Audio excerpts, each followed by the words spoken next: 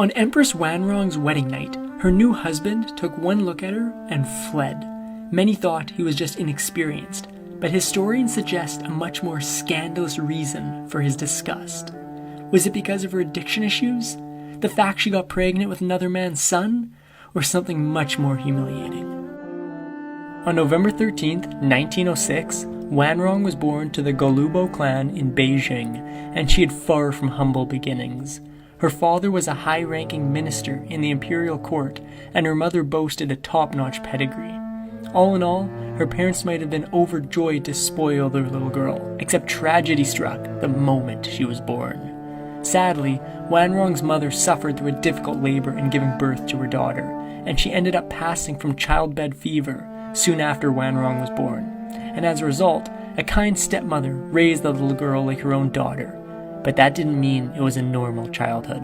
Wanrong's father was extremely progressive for his time, and insisted that she get just as good an education as her brothers. Even more luckily, her dad was filthy rich, and he could afford to send her to a pricey Shishi American school in the city of Tianjin. When Wanrong emerged from her tutelage, she was fluent in English, accomplished in piano, and ready to meet her destiny.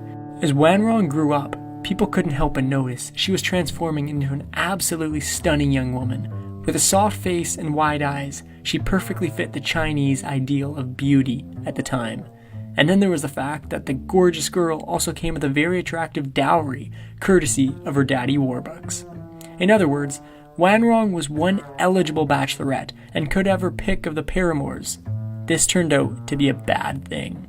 In 1922, when Wanrong was only 16 years old, the teenaged Emperor Puyi of China started looking for a bride. Although Puyi was technically not emperor anymore, having been overthrown for the Republic of China in 1911, he was still allowed to live in stateliness and splendor in the Forbidden City. Accordingly, Wanrong's ambitious family put her forward in a bridal bid. Only this was no fairy tale. Puyi's courtship of Wanrong didn't involve him swooping in and romantically swearing he would have only her. God, no. In fact, the courtship didn't even involve only her. Instead, the old dowager empresses at Puyi's court collected a whole slew of photographs of the prettiest girls in the land, and Wanrong was just one among many presented to the emperor. And it gets more nightmarish than this. See, when Puyi took a look at his prospective brides, he dealt Wanrong a crushing blow. He didn't actually pick her.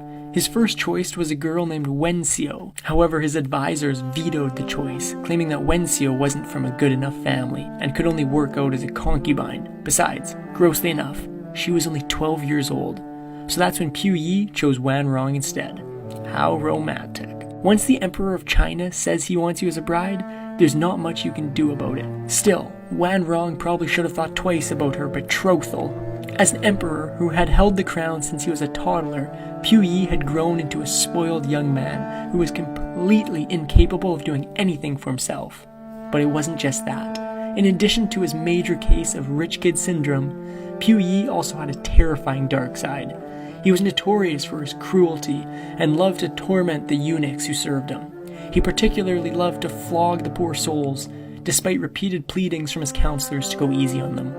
As Puyi himself later confessed, my cruelty and love of wielding power were already too firmly set for persuasion to have any effect on me. In the fall of 1922, Puyi sealed the deal with Wanrong, marrying her in a lavish ceremony full of imperial pomp and circumstance. Wanrong wore a garment made from crimson satin and embroidered with a dragon, and according to Chinese custom, wore a mask for the proceedings. Puyi and Wanrong were roughly the same age, and neither teenager could have been ready for the responsibility of matrimony. Even so, the emperor went way beyond an unfit husband.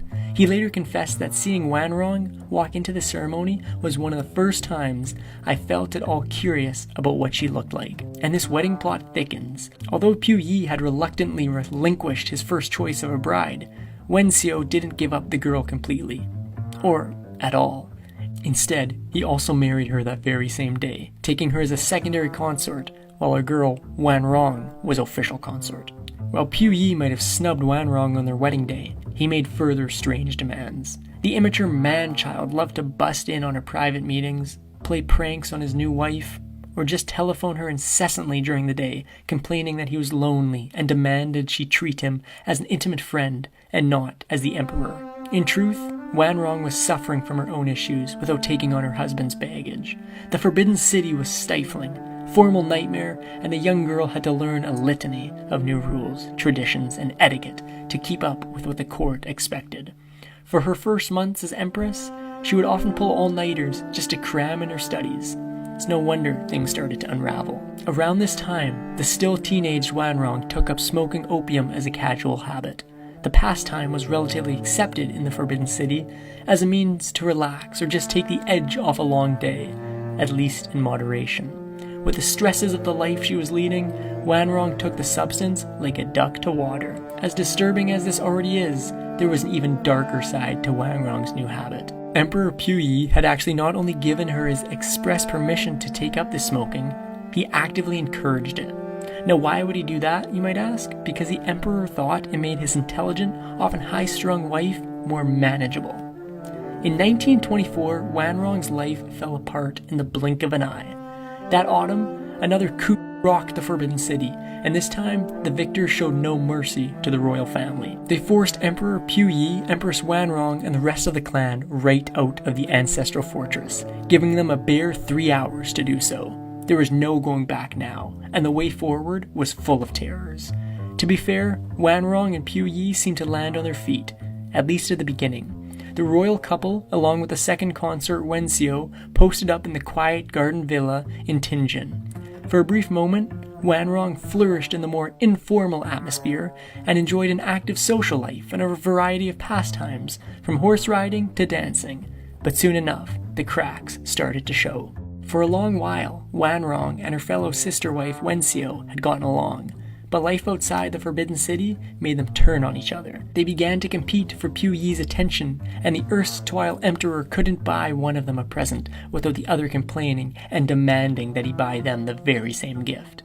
Yet, that was far from the biggest problem in the villa. Puyi and Wanrong were always in the public eye, but one intimate detail of their lives is shrouded in mystery. Although an Empress of China was expected to provide an heir, Wanrong never had any children with Puyi, and historians speculate that the young royals never even consummated their union.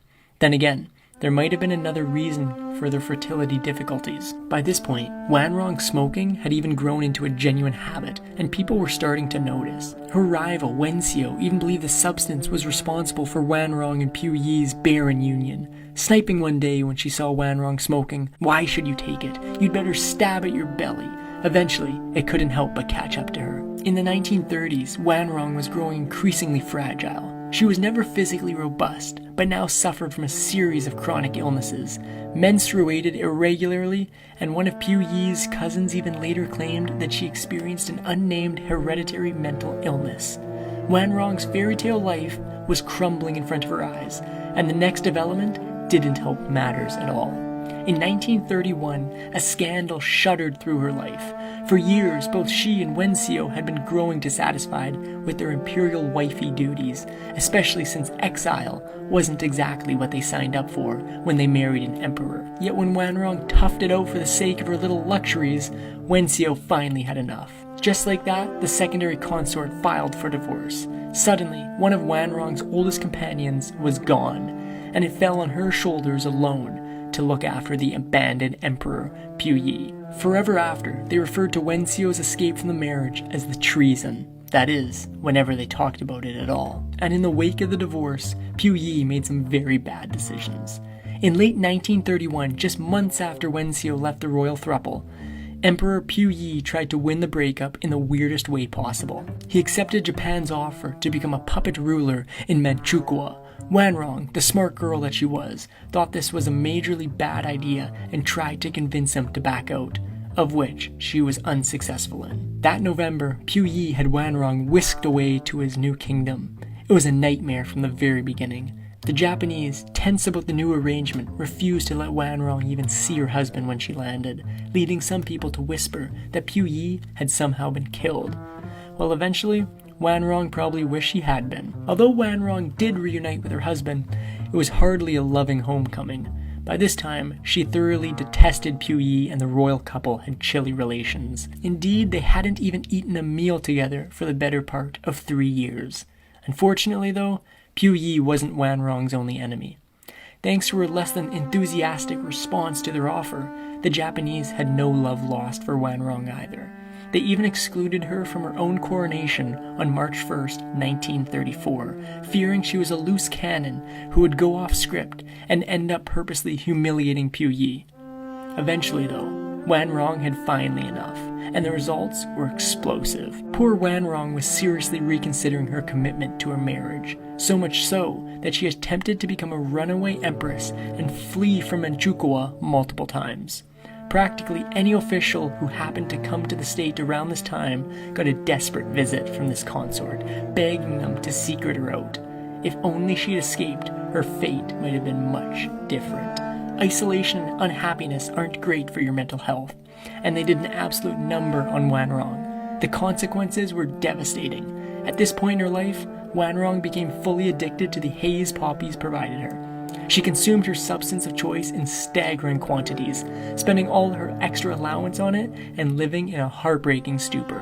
In other words, there was nowhere to go but down. It's safe to say that the fairy tale was over for Wanrong, and now her relationship with Puyi went from frigid to scathing. She became infamous with the servants for performing bitter pantomimes of her husband, putting on dark glasses that imitated his own, and aping his jerky, awkward moments.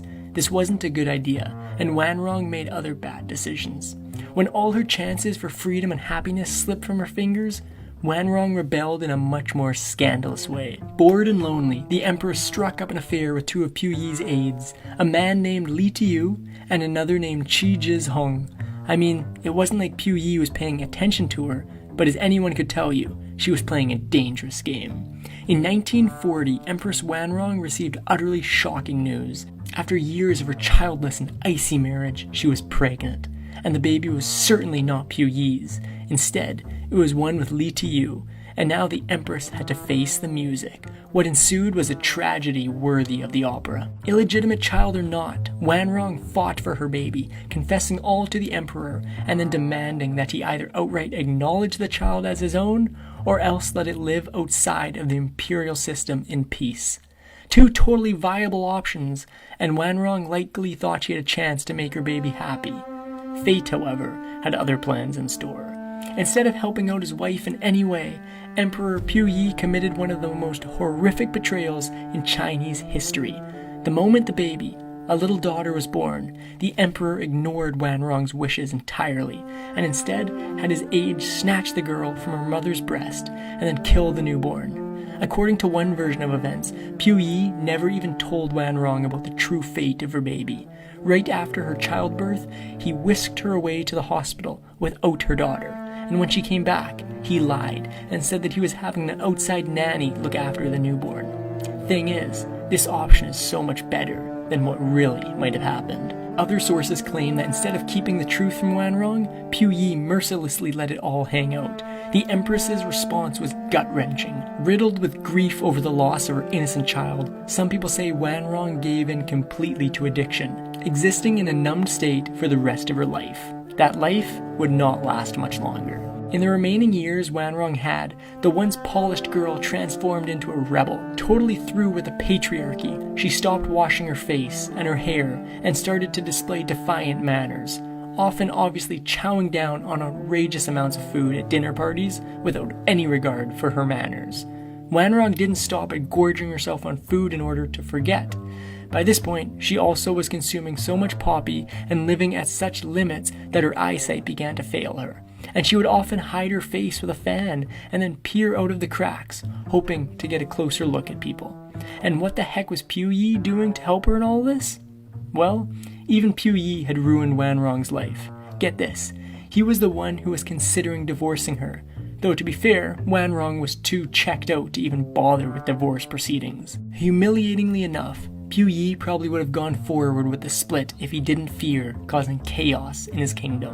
In 1945, Wanrong's world came crashing down around her ears. The Soviet invasion of Manchukuo kicked off, and Puyi abdicated the heck out of his puppet throne. With the Russians going around imprisoning practically everyone from the state, the royal family knew they had to flee. But here's where Wanrong's tale goes from heartbreaking to outrageous. Emperor Pu Yi had trouble finding a way out of Manchukuo, but he eventually chartered a flight out to save his sorry behind. There was just one problem. He didn't take Wanrong with him. There wasn't enough room on the plane for everyone, and his advisors convinced him any women weren't worthwhile enough to bring on board. So on August 16, 1945, Pu Yi waved goodbye to his wife, ignoring, as he put it, her blubbering.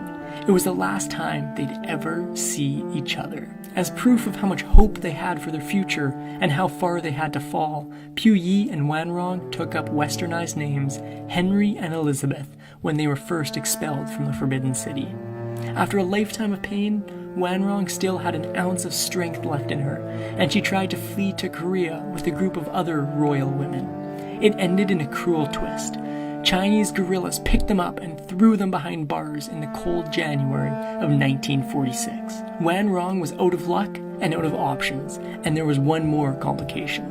When Pu Yi abandoned her, Wanrong had a preciously small stash of her substances left, and after months in an isolated cell, her supply was completely empty.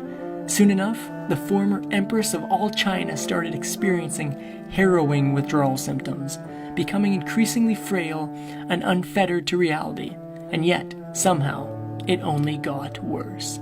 Because everyone knew she was the former Empress, Wanrong's cell became a public arena for people from miles around the country to drop in and watch her like a zoo animal. This was mortifying enough, but because of Wanrong's severe withdrawal symptoms, her cruel audience also had front row seats to her complete mental breakdown. For days on end, Wanrong would hallucinate better years as consort, thrashing around and demanding from people more clothing, food, and baths. Yet her most tragic utterance was yet to come. One day, Wanrong was so delirious, she began keening and screaming for her long-lost daughter.